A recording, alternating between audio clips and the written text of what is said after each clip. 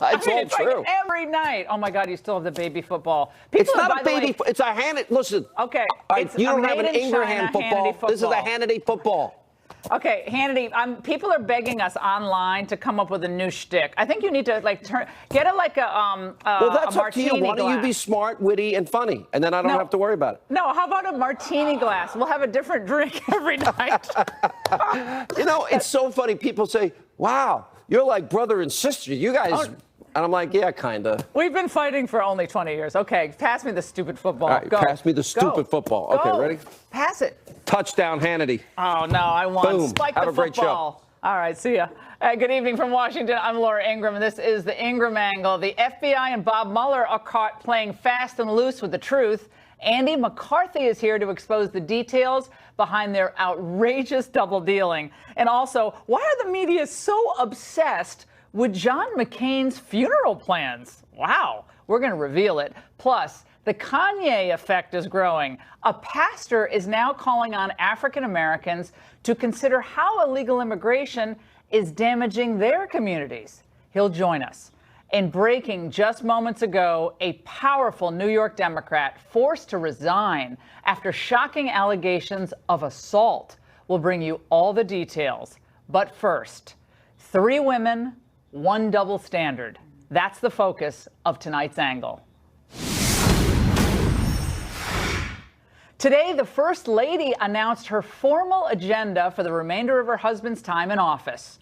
Her Be Best initiative will focus on the well-being of children, both online and off, tackling teen opioid addiction, suicide, depression, and cyberbullying. Social media can be both positively and negatively affect on our children, but too often it's used in negative ways. When children learn positive online behaviors early on, social media can be used in productive ways and can affect positive change. Oh, it's fantastic. But of course, CNN couldn't let the First Lady have her moment. Her husband has been known to be a name caller on Twitter and talk aggressively on Twitter. She addressed this today in her speech with the president sitting right there in the front row. Now, I think what she's saying there is she's going to do this in spite of her husband's tweets, maybe even because of his behavior. But let's focus on the next generation, these kids getting bullied, these kids facing really serious issues in social media and going forward with it no matter what he does.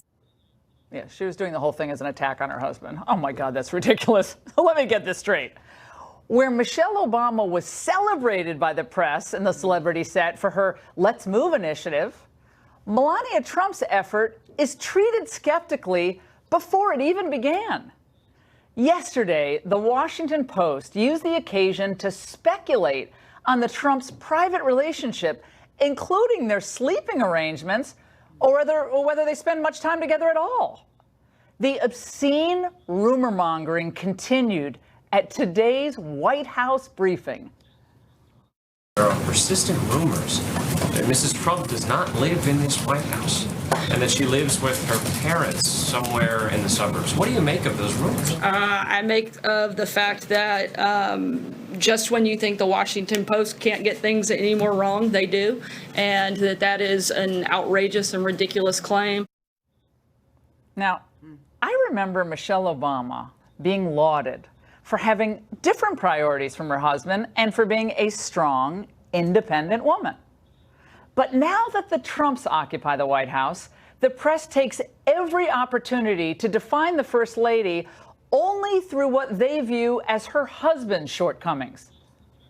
She wakes up in her own bedroom, not something we normally see. She doesn't eat with the president, and she really lives a life similar to a lot of moms out there. President Trump and First Lady Melania Trump are living essentially separate lives within the White House as the subject of a major Washington Post report today. The White House dismissed it as tabloid gossip. Trump goes for the kiss and, saved by the hat. That is more than a hat. That is a defensive perimeter. Gosh, I wish we had a funny late night comedian. Now, except for a brief moment during the Lewinsky affair, I don't recall this kind of granular relationship coverage when Bill and Hillary Clinton, of course, were in the White House. Now, If you want to know why the media has trained its sights on the First Lady, it's simple. She's a real asset to the president, and her popularity is soaring. A new CNN poll released today shows that Melania's favorability has gone from 47% in January to 57% today. She's even jumped 15 percentage points with Democrats. Imagine if we had a fair press. Melania Trump is also a presidential spouse, let's face it, who brushes off the celebrity culture and avoids politics. Where Michelle wanted to retool everything from nutrition guidelines to school lunches, and Hillary wanted to remake all of healthcare, Melania just wants to help kids' well-being and also to raise her son. Now that brings me to the media coverage of Gina Haspel, President Trump's nominee to head the CIA. If confirmed, she'll be the first woman to ever serve the agency for 33 years, most of it undercover. So why won't the left cheer her for breaking the glass ceiling? You know why? Because killing off her nomination would hurt Trump, and because she carried out her duty as instructed. The White House is standing by their CIA pick, Gina Haspel, despite reports she tried to back out last week and despite her history with waterboarding. Why support her, given the refusal to declassify critical information about a tape that she reportedly wiped? Her support for U.S. torture programs after 9/11, the fact that she headed up a secret U.S. detention camp in Thailand, that somebody was waterboarded there under her watch. Dun, dun, dun. Well, the truth is, Haspel oversaw a detention facility in Thailand in 2002 where a few al-Qaeda operatives were waterboarded. But they make it sound like she invented the interrogation technique. She did not. It was authorized by George W. Bush and approved by his legal team, who briefed Congress on it. There was further static about Haspel being involved, as you heard, with the destruction of nearly 100 tapes of interrogations. A newly declassified review shows that she did not order the tape's destruction. Her superior did, and with good reason. The anti-Trump bullies almost drove Haspel to withdraw her nomination, but she's holding firm. Good for her. Those vilifying her are despicable. I am very disappointed in Rand Paul for opposing her nomination as well. But the media have found one woman with a Trump connection to actually salute. It's a woman they literally roll out the red carpet for. Porn star Stormy Daniels. Come on, Stormy, stop making such a big deal about this. Everyone knows it's just an act. I work in adult films. We're not really known for our acting. Just tell me, what do you need for this to all go away? A resignation. That her star is rising as a result of all of this. You know, I saw Avenatti defending himself yesterday saying this is all part of a maximum PR campaign, a maximum PR, maximum pressure campaign to get whatever Stormy Daniels wants. So you see, Stormy has been elevated by the cultural, political, and now the prosecutorial establishment.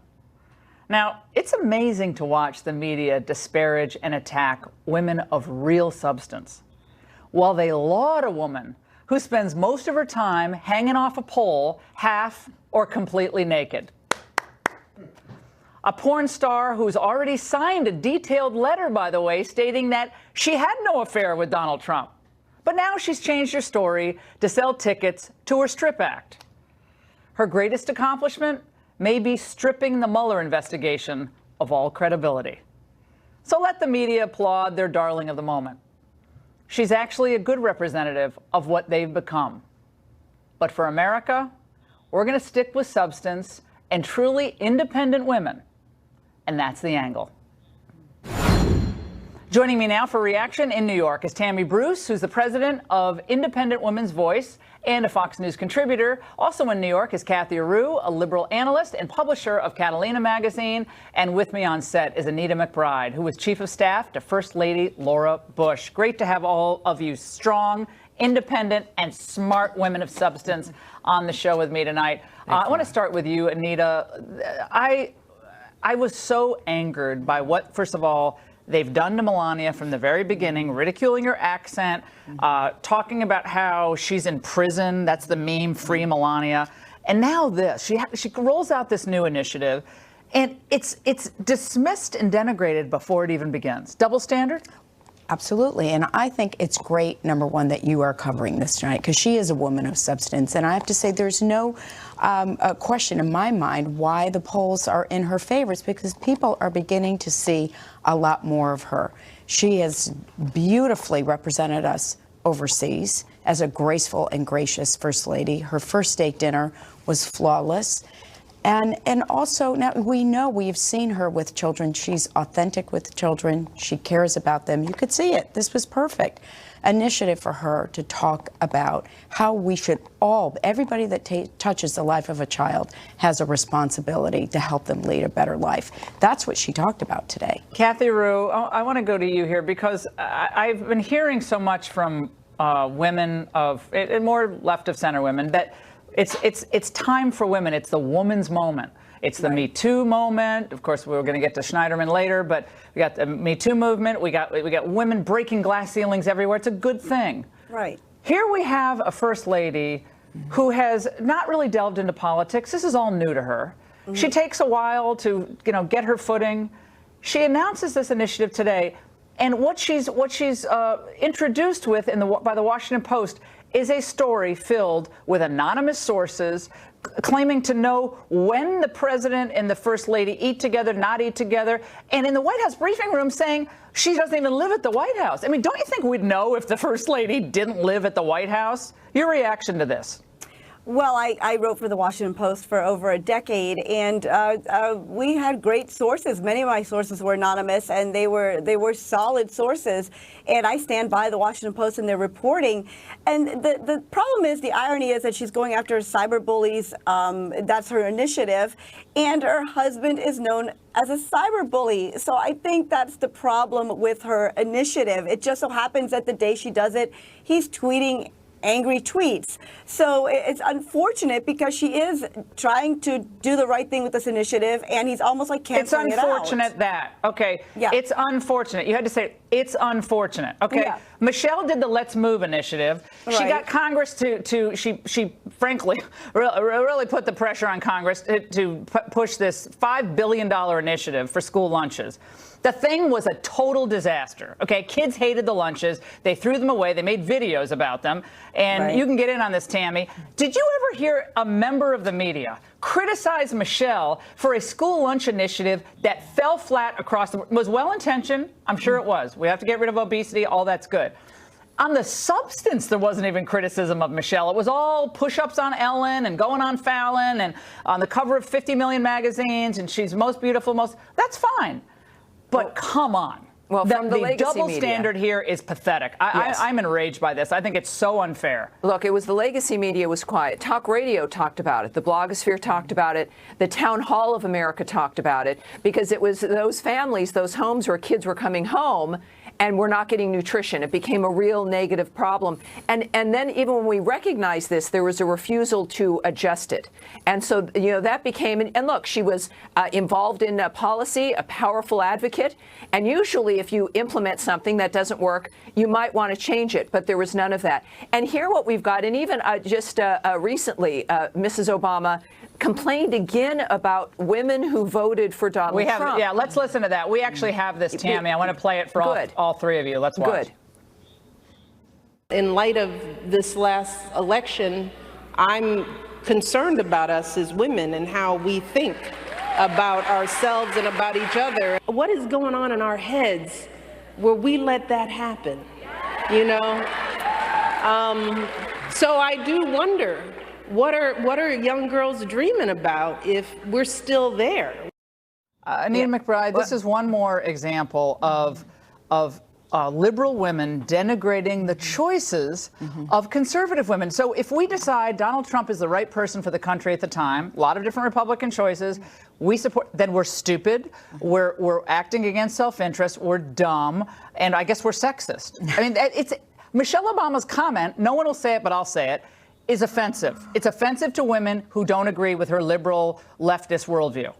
And it's offensive to women who sure would like to see a woman president, but they want to see the right woman president.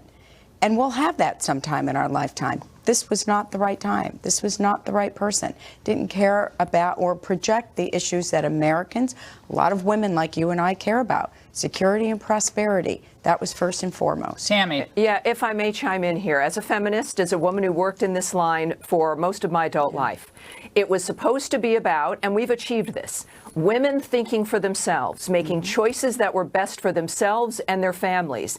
And now that is being denigrated. This should be celebrated, that women are making a choice based on what's good for them, not based on what an establishment or a celebrity is, or a political celebrity is telling them to do. And this is what's damaging, and I think what, thank goodness, American women are rejecting, because the notion that we are in fact responsible for ourselves, and when Mrs. Obama wonders, what are we thinking? We're thinking about the future. We're thinking if we can afford to pay the rent, if we can clothe our children, if we can get our children into the schools that will serve them best.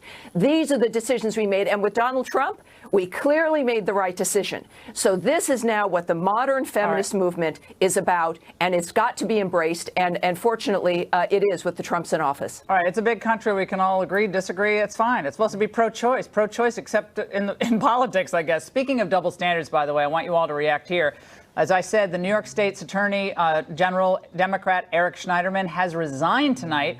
It comes just hours after an explosive report from the New Yorker magazine where 4 women accused him of horrific acts of physical abuse. Now, despite his resignation, Schneiderman is denying the accusations, but he's been a champion, let's not forget, of the Me Too movement. Earlier this year, he even denounced Harvey Weinstein, saying, "We have never seen anything as despicable as what we've seen here." Kathy Aru, Schneiderman, I believe he's also the guy to go after the Trump Foundation, if my memory serves me correct. But look, this can't be a fun night for any Democrat. No, we had Kirsten Gillibrand saluting him as the leader for women's issues. I just sent out a tweet. Follow me on Twitter. You'll see the comment from her. Your reaction? I think it's awful. If this is true, it's truly awful. He was a rising star in the Democratic Party. So this is awful. If true, if this is in fact true, then no woman can stand behind this. No feminist can stand behind this. I can't stand behind this. So it's sad. It's a horrible day for the Me Too movement. It's a horrible day for women, men, everyone, politicians, the Democratic Party. Everyone involved. This is awful news, and I don't think anyone likes to hear that this happened. I find it disgusting. Look, I am actually going to say, look, if allegations are true, I think we should all say that. He's not convicted in a court of law. I wish people would preface everything they say about Donald Trump in the same way. If these allegations are true, if everyone just assumes, oh, it's all true because Stormy Daniels has a guest spot on Saturday Night Live. Here's a couple of tweets from Schneiderman. I'll let the other women on the panel respond. No one is above the law, and I'll continue to remind President Trump and his administration of that fact every day. October 11, 2017. Another tweet. Without the reporting of the New York Times and the New Yorker and the brave women and men who spoke up about the sexual harassment that they endured at the hands of powerful men, there would not be the critical national reckoning underway. Tammy Bruce, national reckoning. Is typical. Look, this is typical. All these men, these liberal men, clothe themselves in the cloak of feminism. And Weinstein did the same thing. Bill Clinton was doing the same thing. It was all about we're your protectors, we're your advocates, and that had kept them safe. This is about power. It's about complete control. And with the report, again, if true, is not about sexual harassment, but physical violence and perhaps even some crimes. And the dynamic now here in New York is going to get very complicated. But this is not unusual. It sits within the same kind of template that we saw with Weinstein and everyone else in this framework. And I think liberals have to think about what is it about men on that side. Again, I'm still a registered Democrat in California. What is it that they've given them a pass for so long because they've had power and they said, effectively, we will do this, but we will protect you otherwise, and that otherwise the entire narrative of the liberal agenda will collapse if you don't protect us. This is falling apart, and it's not going to end. Well, it's not just Democrats. I mean, this cuts across party lines, but not it as is, much, Laura. But not as much. Not of the high-profile people. You're right, but look, well, of course. we've all seen the more left-leaning media. Over the years, kind of look the other way. I heard about that Weinstein thing 20 years ago, and I think a lot of people knew about that. Anita, again, Schneiderman was one of the most anti-Trump people out there, hitting him at every turn, even about consensual relationships alleged. Your reaction to close out? Well, I think he is right about one thing. No one is above the law, and the law will play out. Great panel. Independent, smart, strong women. I love it. Thank you all. And Bob Mueller is suddenly on the defense after the special counsel's very bad week in court. In just a minute, Andy McCarthy breaks down the explosive details and what to expect next. Coming up. I'm very proud of the fact that I served. I was a C-130 mechanic in the Corps, so I'm not happy unless my hands are dirty. Between running a business and 4 kids, we're busy. Ooh, we now know that the FBI didn't believe that Michael Flynn lied to agents during his interview about his conversations with Russia's ambassador to the United States. But the special counsel prosecuted Trump's former national security advisor for making false statements to the FBI anyway. That duplicity was revealed Friday when key redactions were removed from the House intel report on the Russia investigation. To tell us why all this matters and what it means, from New York is former federal prosecutor Andy McCarthy. Andy, this is so wild. Why these redactions are being done, the justification for continuing to remove critical, exculpatory information from these documents. Tell the Fox viewers what they need to understand about this tonight. Well, it was really outrageous the way this was done, Laura. It was on Friday night that they dumped out the unredactions of what they had previously redacted. And what we learned when you compared the two documents, once we got the new passages shown, is that what they had tried to conceal was the information that was exculpatory in nature about Flynn and the information that actually went to their decision-making process, including how they investigated Flynn, the fact that they couldn't get their story straight about what the basis of considering him to be a criminal suspect were.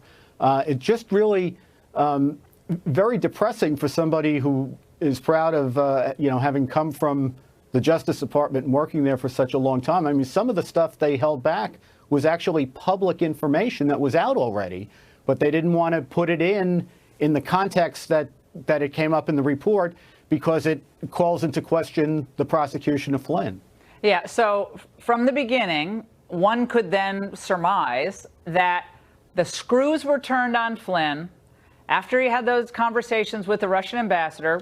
I think he thought he was allowed to have conversations. He was the incoming national security advisor. Sally Yates rushes over to his office, the acting attorney general, brings a couple agents, including Peter Strzok, and he said, yeah, I'll answer questions. He didn't even have a lawyer present, it's my understanding. He just sat down and answered questions. Yeah, and here's why this is so bad, Laura. If you want to have, they say they're pursuing a counterintelligence investigation. You got a guy like Flynn who's got a big intelligence background. He's a combat veteran of the United States, actually wrote a book in 2016 that labeled Russia as an enemy of the United States, right? So if you really want to advance your intelligence knowledge and you have a recording of Flynn's conversation with the Russian ambassador, what you would do is play the recording for Flynn and ask him, what did this mean? What did that mean? So you can enhance your understanding, right? What they did instead was ask him questions about a conversation they had a recording of. Yeah, they already knew about it. What good reason is there for that other than to try to get him to trip up? Yeah, well, we'll get to Ellis's comments about how the Mueller investigators have been operating in a moment, Judge Ellis. I want to play a flashback from when Jim Comey sat down with Brett Baier and he was asked a specific question about Mike Flynn. Let's watch. Did you tell lawmakers that FBI agents didn't believe former National Security Advisor Michael Flynn was lying intentionally to investigators? No. You did not. And I saw that in the media. I don't know what. Maybe someone misunderstood something I said. I didn't believe that and didn't say that. Wow. What about that, Andy? Well, I guess to split hairs, I guess if you were inclined to do that, what he said, and they quote him in the report, is that the agents didn't detect any physical signs of somebody who was trying to conceal deceive something. them. Yeah. But, you know, I mean, I really, Right. we're at like how many angels on the head of a pin time to try to split those hairs, right? All right. So Devin Nunes is just hot and bothered about the fact that he can't get documents, or they're redacted for seemingly no good reason. And so he's basically threatened Jeff Sessions, Attorney General, with contempt if this stuff doesn't start coming over to the Hill. Sessions today came out and he said, look, I'm willing to sit down with him, got his attention. The White House, apparently through Mark Short, the domestic policy advisor, said, we're supportive of our cabinet members. Joaquin Castro, the congressman from Texas, was on CNN this afternoon. Let's watch what he said. This probably wouldn't be happening unless the White House somehow gave its blessing to go around and somehow punish Jeff Sessions through the Congress. Your experience with Devin Nunes, does he ever do anything that goes against what the White House wants? No, I think at this point, well, not at this point, for a while now, he has basically been somebody who's doing the White House's bidding. I mean, I wanted to scream out objection leading. Right. I mean, from Blitzer. I mean, that's an anchor asking a question. Like, don't you think Trump's a jerk? Yeah, you know, come on. Your reaction to that's always bashing Devin Nunes. He's the boogeyman. He's the bad guy.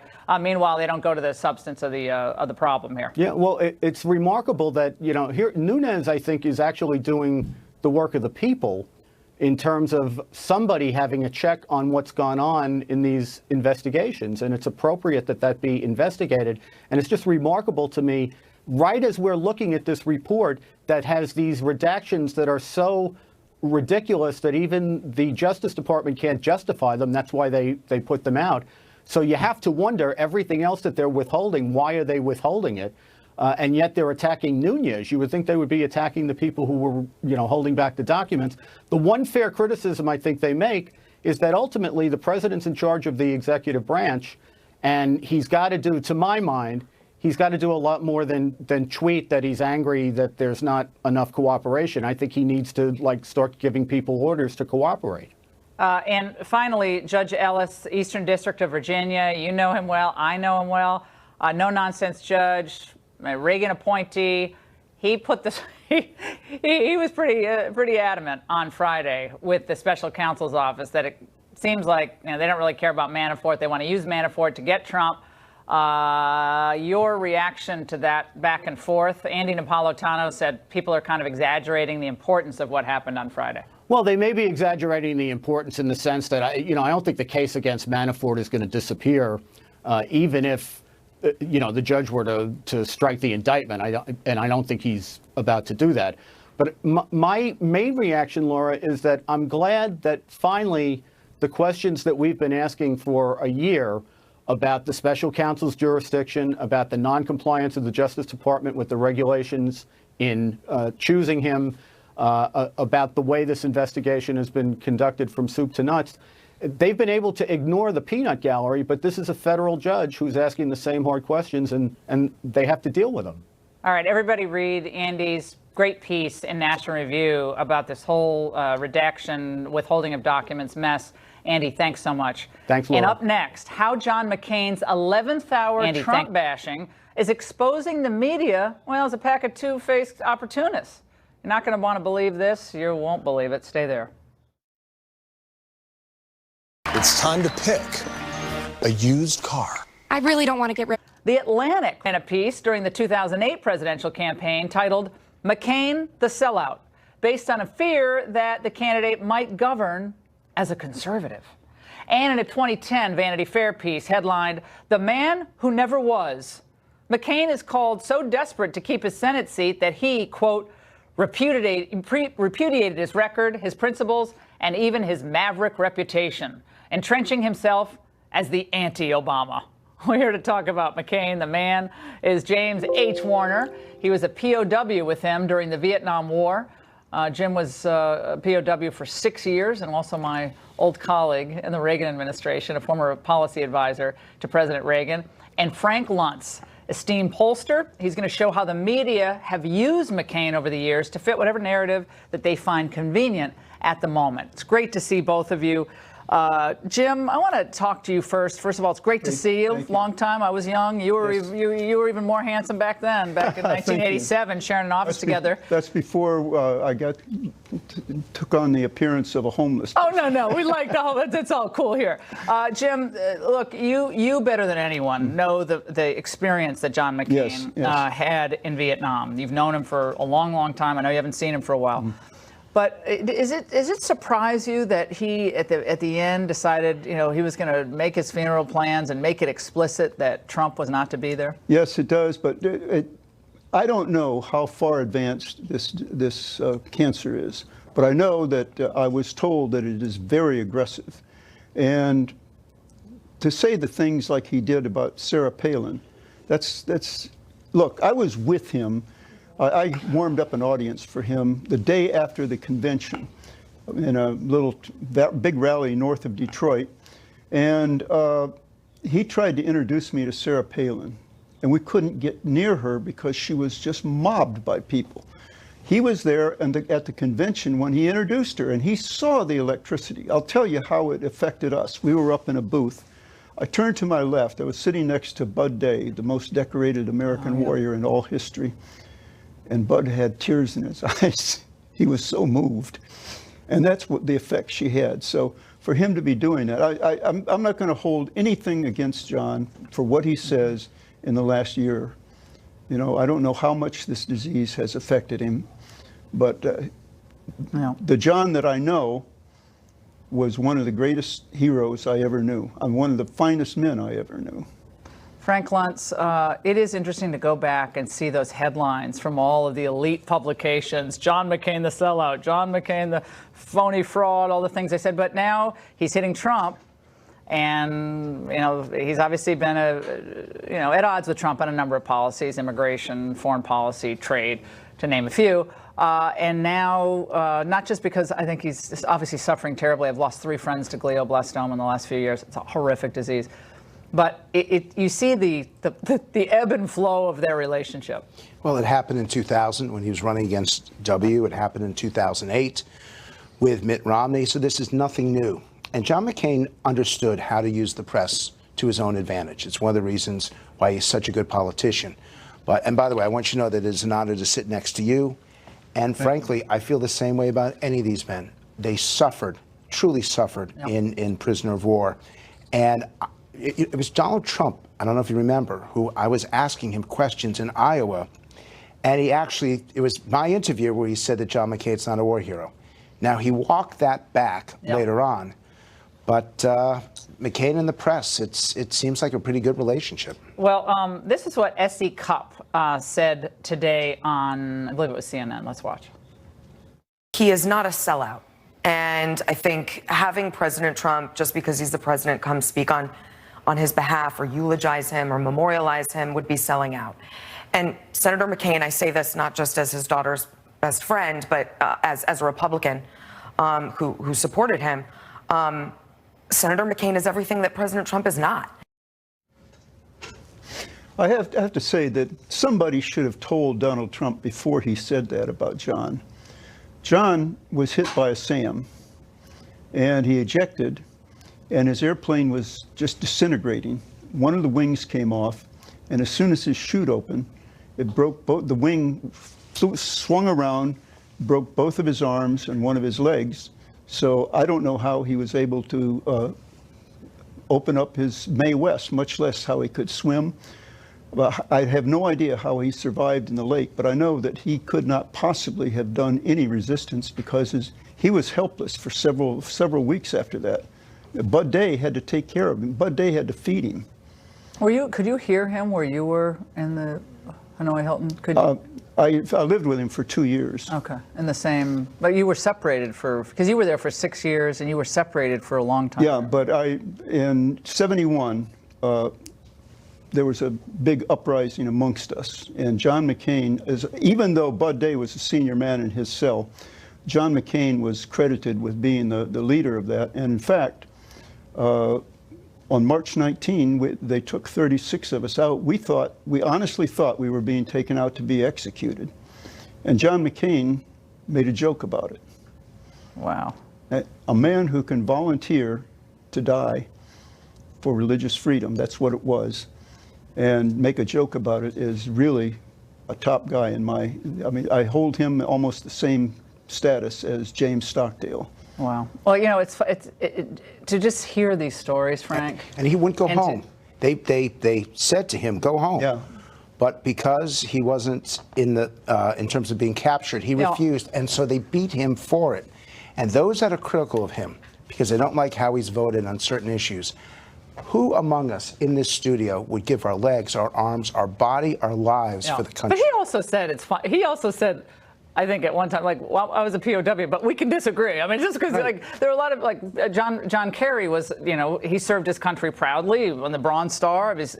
But we disagreed with him on a lot of issues. So it's okay to disagree with people. It's just because you disagree with him on a lot of issues. And I assume you wouldn't disinvite Trump to your funeral, but that's his decision. He wants to do that. But the media are playing this cynically, Frank. That's what I'm saying. They're playing it when he's with the conservatives, when he was running for re-election. He's strong on immigration. He's strong.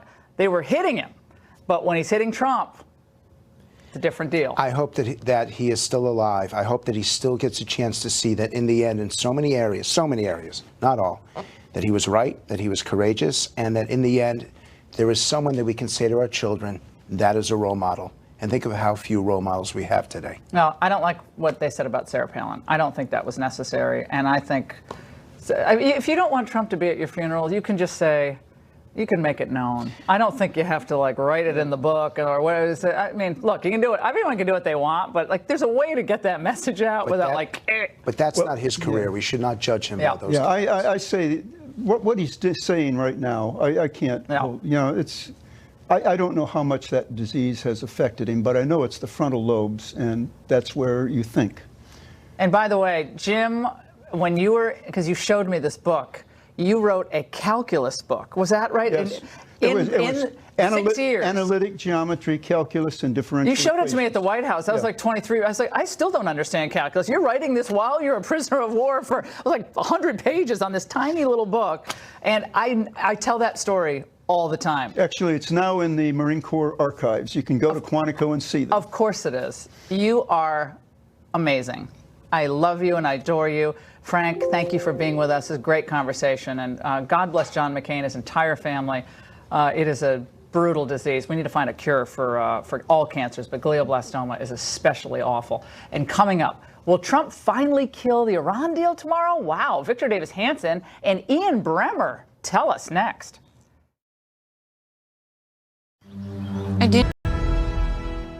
The Trump administration's trade negotiators left Beijing on Friday with no sign of a deal to level the playing field. That caused some analysts to worry that President Trump's application of tariffs and public pressure on China isn't working. Other analysts, however, believing that Beijing will eventually have to agree to a deal because it's so dependent upon the United States for trade.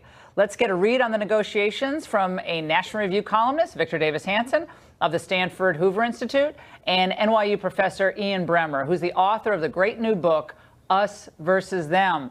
VDH, let's start with you. Coming up empty, or is this just the normal process? It's not going to happen overnight. We didn't lose ground to China overnight, and we're not going to have a deal with China overnight either. Yeah, I think it's part of the art of the deal, negotiating style of Trump. And then Trump, when he came into office, I think everybody realized there was an asymmetry with China, whether it was patent infringement or copyright or technology appropriation from American companies and dumping and cyber warfare, et cetera, and that theory that if we were to give these concessions to China in the early 80s, we would bring them into the family of nations, and then their affluence and their economic boom would make them democratized, and they would be a sort of a helpful player in the world scene. That's been revealed to be flawed.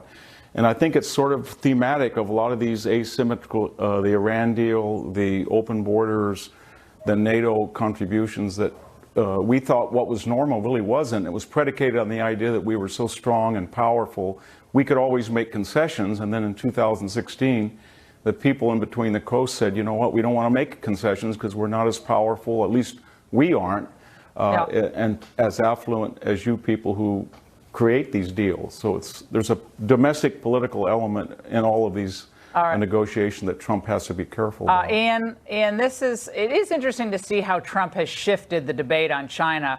I was going back and just Googling, like, Trump was right on China, like Financial Times. I'm paraphrasing, but Financial Times, Marco Rubio's way over on, probably to the right of Trump on China. And now it's pretty much commonly thought China's cheating on a whole host of issues. They're stealing a lot of our intellectual property, and they are poised to eclipse the United States on in a lot of different ways, unless we recalibrate at least the playing field. Where do things stand now? Then we're going to move to the Iran deal real quick. Yeah, well, they are more powerful, right? They're a larger economy. Their ability to promote their own companies, because they're not becoming a free market economy, is making it much harder for the Americans to have access. Trump has been hitting them particularly hard on the technology side, and that's where, frankly, we don't have a lot of interdependence. That's where I think the relationship is going to be more challenging. On trade, they want to export to us. We want to import from them, and it's a lot of our companies that are actually manufacturing there and exporting to the United States. I don't think the headline is going to lead to a trade war. I think both sides will actually end up negotiating. Let's go to you, VDH, on the issue of the Iran deal. Big decision tomorrow. Here's the headline from the Telegraph tonight. If Trump scraps the Iran nuclear agreement, why should North Korea make its own deal with America? That's the conventional wisdom. It's going to be bad for North Korean negotiations. I think you can make the other argument. You could say it actually shows that Trump will not sign on to a deal that he views as not in our interest or the interest of our Middle Eastern allies. Your reaction to this potential move?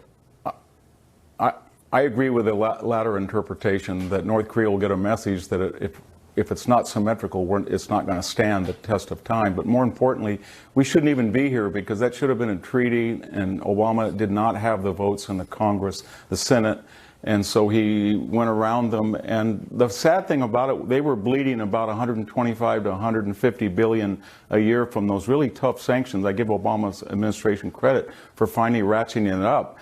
Over the life of this first 10 and then the additional 5 years, they're going to have about $500 billion to $700 billion that they otherwise wouldn't have had. And we can see where that's going. It's going to destroy Syria. It's going to shoot missiles into Saudi Arabia. It's going for Hezbollah. And it's going to, it wasn't more than 6 months after this treaty, and they were shooting a missile at the USS Truman. They hijacked an American boat, and they sort of humiliated people. So it didn't have the added effect of affecting their missile program or their behavior. And I don't think they were going to be able to produce any nuclear weapons in that 10-year period, because they had civil unrest and their economy was ruined. And now they've got a green light in 10 years, and I think they'll take advantage of it. Ian, where does this stand tonight?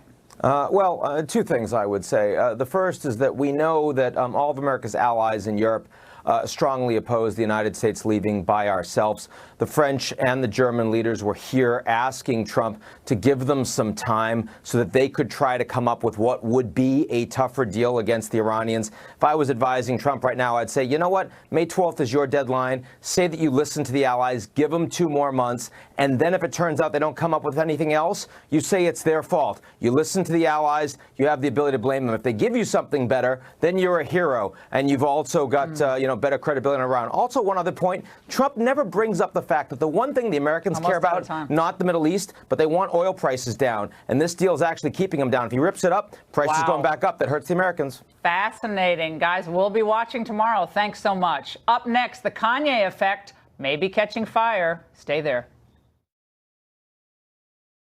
Old Dominion has ranked #1 in overall performance 8